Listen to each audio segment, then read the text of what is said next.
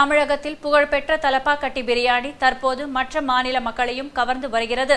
சுவைமிக்க இந்த பிரியாணி தயாரிப்பு பற்றிய சுவாரஸ்யமான செய்தி தொகுப்பை இப்போது பார்க்கலாம்.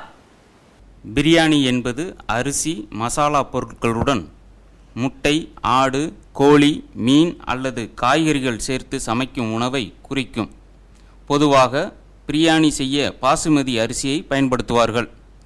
பிரியாணி என்னும் சொல் வறுத்த என்ற பொருள் தரும். பிரியாணி என்ற சொல் பாரசீக மொழியிலிருந்து வந்தது. அதேபோல் பிரியாணி சமைக்கும் முறை பாரசீகத்தில் தோன்றி அந்நாட்டு வணிகர்கள் உலகம் சுற்றுவோர் மூலம் தெற்காசியாவுக்கு வந்தது. இன்று நாம் பிரியாணியை சமைக்கும் முறை இந்தியாவிலேயே உருவானது.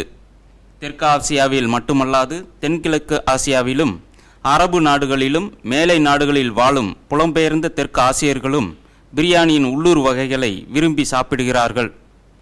தலப்பாக்கட்டி பிரியாணி என்பது தமிழ்நாட்டில் பிரபலமான ஒரு அசைவ பிரியாணி உணவு விடுதி. இந்த அசைவ உணவு விடுதியின் பெயர் தலப்பாக்கட்டி நாயுடு ஆனந்த விலாஸ் பிரியாணி ஹோட்டல் என்பதாகும். இது திண்டுக்கல் பகுதிகளில் தலப்பாக்கட்டிய நாயுடு கடை என்றும் அழைக்கப்படுகிறது. 1952ஆம் ஆண்டு நாகசாமி நாயுடு என்பவர் ஆனந்த விலாஸ் பிரியாணி சப்பாத்தி ஹோட்டல் என்ற பெயரில் திண்டுக்கல்லில் ஒரு உணவகத்தை தொடங்கினார்.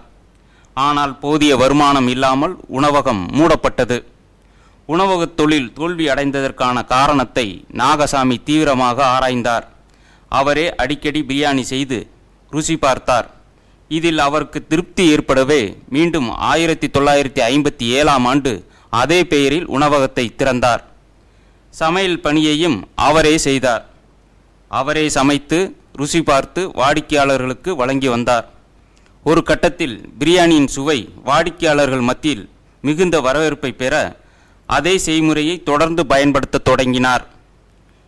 இவர் சமையல் பணியில் இருக்கும் பொழுது அவருடைய வழுக்கை தலையை மறைப்பதற்காக தலப்பாகையை கட்டிக்கொள்வார். அதே தலப்பாகையுடன் வாடிக்கையாளர்களுக்கு பரிமாறுவார். எப்போதும் தலப்பாகையுடன் இருந்த அவரை தலப்பாக்கட்டிய நாயுடு என்று அழைக்கத் தொடங்கினர். இன்று அதுவே தலப்பாக்கட்டி நாயுடு பிரியாணி கடை என்று அழைக்கப்பட்டு பின்னர் தலப்பாக்கட்டி பிரியாணி கடை என்றும் பிரபலமாகிவிட்டது.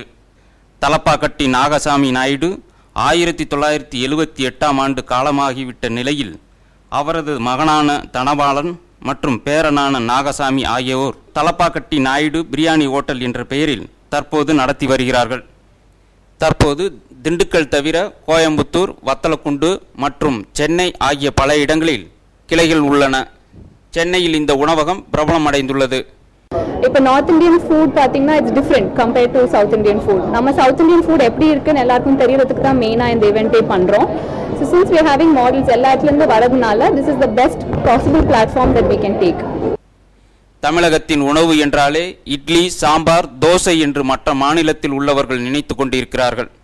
அந்த எண்ணத்தை மாற்றும் வகையில் சென்னையில் உள்ள தலப்பாக்கட்டி பிரியாணி உணவகத்தில் சிறப்பு உணவு திருவிழா நடைபெற்றது. இந்நிகழ்ச்சியில் இந்தியாவில் உள்ள பல்வேறு மாநிலத்தைச் சேர்ந்த 40க்கும் மேற்பட்ட மாடல் அழகிகள் கலந்து கொண்டு தலப்பாக்கட்டி பிரியாணி உணவகத்தின் பல்வேறு சிறப்பு உணவு வகைகளை சாப்பிட்டு தங்களது விமர்சனத்தை முன்வைத்தார்கள். Talapakatti is not new to me actually, so I've been to this place always. It's really good for non-vegetarian. I'm a pakka non-vegetarian, so I love mutton.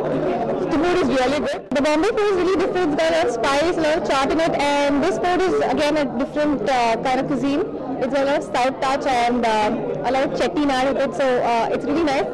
And there is some dal, which I think we do not get in Mumbai, the kind of taste we're getting in here. Because we always try Chinese or something, and this is the first time I'm trying some, Chennai Manchurians.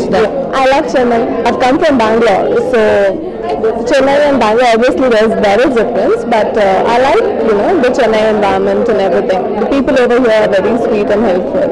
It is amazing, very yummy. வித்தியாசமான உணவு, வித்தியாசமான சுவை என்று கார மனம் ருசியோடு இருப்பதாக அவர்கள் தெரிவித்தனர்.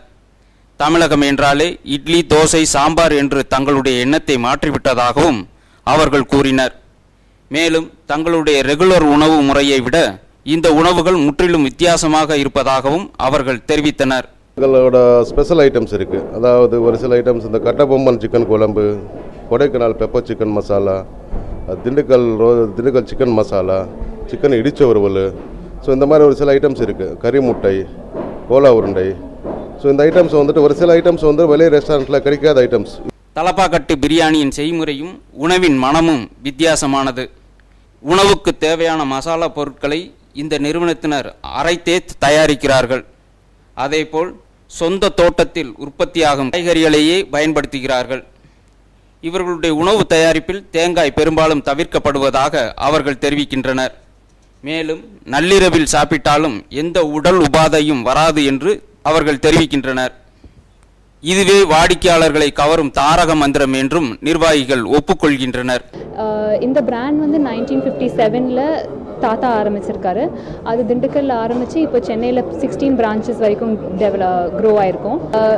பேசிக் டேஸ்ட் வந்து மதுரை டிஷ்ஷஸ்ன்னு பார்த்தீங்கன்னா தேங்காய் நிறையா போடுவோம், தேங்காய் பால் போடுவோம். இப்போ திண்டுக்கல் தலப்பாக்கட்டியில் பார்த்தீங்கன்னா எங்கள் டிஷ்ஷஸில் கோகோனட் யூஸ் பண்ணுறதே இல்லை, வெரி வெரி மினிமல். இப்போ எங்கள் தால்சாலையும் சரி எங்கள் பிரியாணிலையும் சரி தேங்காய் சுத்தமாக சேர்க்குறதே இல்லை. So that is our speciality. உணவே மருந்து, மருந்தே உணவு என்பது நமது உணவு முறையின் சிறப்பு அம்சம். அதனால்தான் நம்முடைய மூதாதையர்கள் உணவின் தன்மையை வைத்தே மருத்துவம் செய்தனர். தலப்பாக்கட்டி பிரியாணி உணவகத்தின் உணவு முறையிலும் இந்த சிறப்பம்சம் பிரதிபலிக்கிறது என்றால் அது மிகையாகாது.